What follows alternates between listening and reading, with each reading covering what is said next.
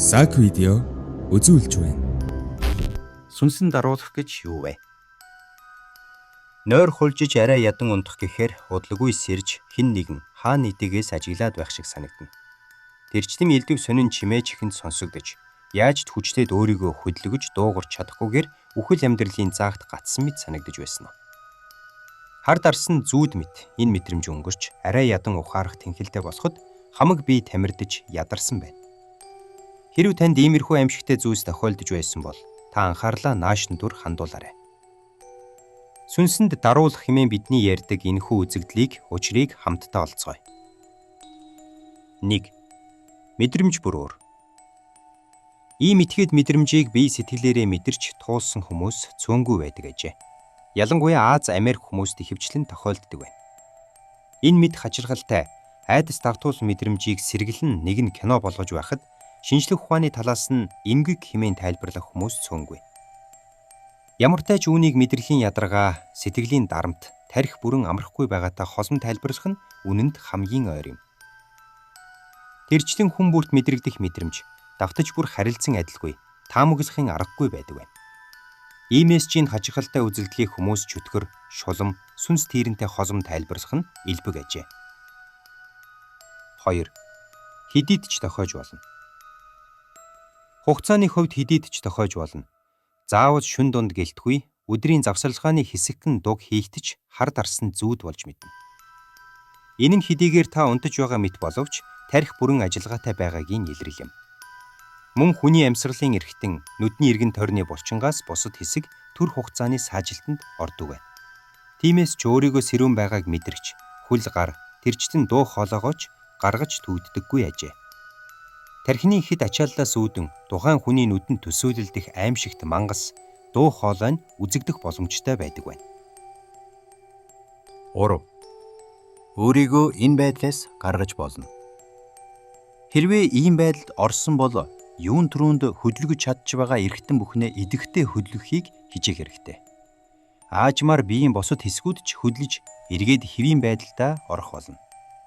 Түүнчлэн энэхүү аимшигт мэдрэмжийг авахыг хүсэхгүй байгаа бол оюуны хит ачаал өгөхөөс сэргийлэх, аль болох стресстэггүй.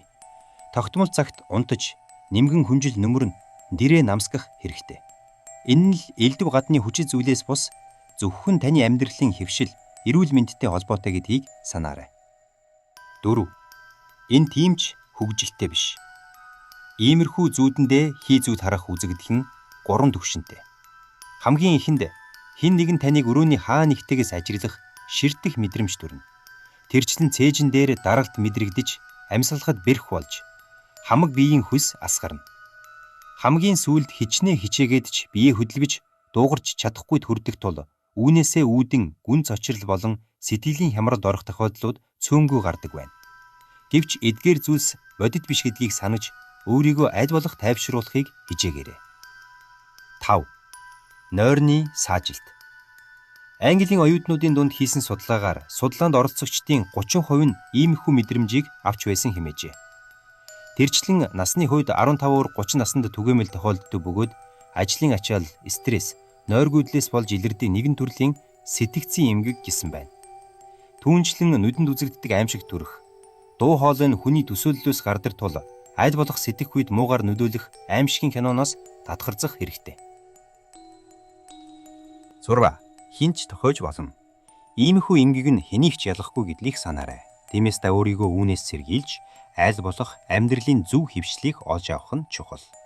Тэр чинь тогтмол цагт унтаж, аль болох стресстэггүй, компьютер гар утаснаас тодорхой хугацаагаар холдож, агаар салхинд гарч байх хэрэгтэй. Хэдийгээр танд иймэрхүү аимшигтай зүйл тохиосон ч энэ таны хийсвэр сэтгэлгээнээс үүдэлтэй тул ямар нэгэн хор уршиг, гэмгүй явдал гэдгийг санхан зүйтэй. 7. Итгэхэд үнэхээр бэрх.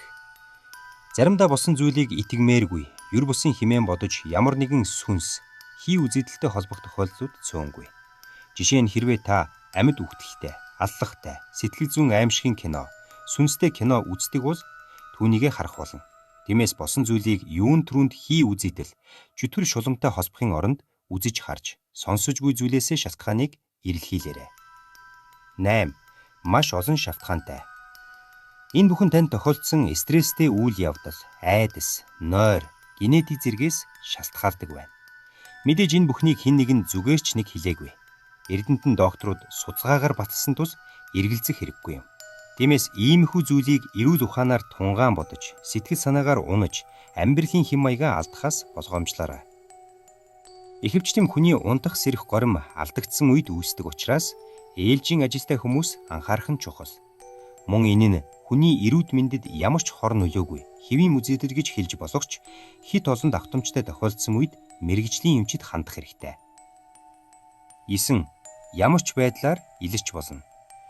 Хүн бүрт харилцан адилгүй мэдрэмж айдсыг өгдөг учраас тийм юм гээд тайлбарсахад бэрх. Хүн бүрт мэдрэгдэж мэдрэмж нь ижилж, илэрх байдал нь өөр. Хизээ хэдийд илэрх боломжтойг таамаглахын аргагүй. Зарим хүмүүс энэ мэт зүйлстэй түгээмэл учирч зүйдэндээ алхах, явах тэр бүхэл өөрийн мэдэхгүй аимшигт хэргийг хийсэн байх тохиолдлууд цөөнгүй. 10. Үргэлжлэх хугацаа харилцан адилгүй. Зарим хүнд 20-40 секунд хэртээ үргэлжиж байхад эсрэгээрээ маш урт удаан, олон цагаар үргэлжлэх нь цөөнгүй. Хэдий богино хугацаанд өнгөрсөн ч яг л тамд байгаа мэт аимшигт мэдрэмжийг төрүүлдэг. Тиймээс өөрийгөө энэ мэт эрсдэлд оруулахгүй тулд амьдралын зөв хөвшлийг эртнээс суулгаарай. Сүнсэнд даруулахаас сэргийлэх боломжтой юу? Сүнсэнд даруулахыг бодиулах ямар нэгэн боломж байхгүй бөгөөд харин урьдчилан сэргийлэх хэд хэдэн аргууд байдаг байна. Үүнд стресс бухимдлаас хол байх, унтахаас 2 цагийн өмнө дасгал хөдөлгөөн хийх, тогтсон цагт унтаж амрах, эмчийн зөвшөөрөлгүй ямар нэгэн эм бэлдмэл ууж болохгүй, сэтгэл санааны гутралаас ангижрах, дандаа дээшээ харж унтахаас татгалзаж, унтах байрлалаа тогтмол өөрчлөх, сүнсэнд даруулсан үедээ анхаарлаа төвлөрүүлж, хуруу гараа хөдөлгөх гэж хичээх. Сүнсэнд даруулах үйл явц нь хүний унтах, сэрэх цикл алдагдсан үед үүсдэг бай. Түүнчлэн та нойрноосоос ирсэн ч тархитай нь унтаа хിവэрэ байх үеийг сүнсэнд даруулах гэж нэрлэдэг бөгөөд энэ үед булчингууд суларсан байдаг учраас бид биеэ хөдөлгөж чадахгүй ажээ.